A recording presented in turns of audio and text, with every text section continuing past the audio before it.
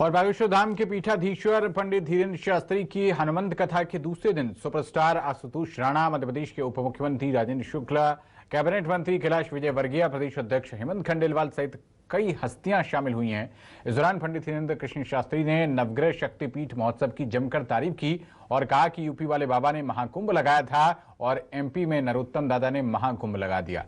यदि यूपी में बाबा है तो एमपी में दादा भी तो हैं। वहीं उन्होंने कहा कि इंस्टाग्राम और रील के चक्कर में आजकल के बच्चे बर्बाद हो रहे हैं। मैं उनसे कहना चाहता हूं कि इंस्टाग्राम और रील के चक्कर में अपने आप को बर्बाद मत करो, क्योंकि आपके माता पिता दिन रात खेती करते हैं, काम करते हैं ताकि हमारा बेटा बेटी पढ़कर सफलता प्राप्त कर सके। धीरेन्द्र कृष्ण शास्त्री ने अपने अंदाज में कहा कि चंडी बन, दुर्गा बन, काली बन, लेकिन बुरके वाली मत बन।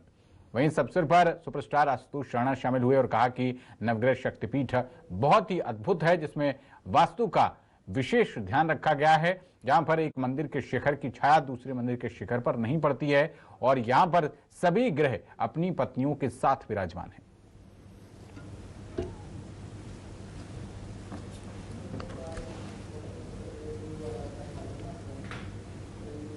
कथा का ये दूसरा सूत्र है, हमें चरणों के बल पर भगवान के पास नहीं जाना, आचरण के बल पर जाना। याद रखना, जिस आदमी का जो आदमी गुण का महान होता ना, बहुत गुणी होता, उसके पहुंचने के पहले उसकी चर्चा होने लगती है। और तुम ऐसे महान बनो। जितने पढ़ने वाले बच्चे बैठे हैं, हमारी हाथ जोड़कर प्रार्थना है, जितने युवान बेटे बेटियां बैठे हैं, मेरे बच्चों तुम अपनी जिंदगी को बर्बाद व्यर्थ मत करो। इंस्टाग्राम की रील के चक्कर में, अपने आप को फेमस करने के चक्कर में जिंदगी को बर्बाद मत करो।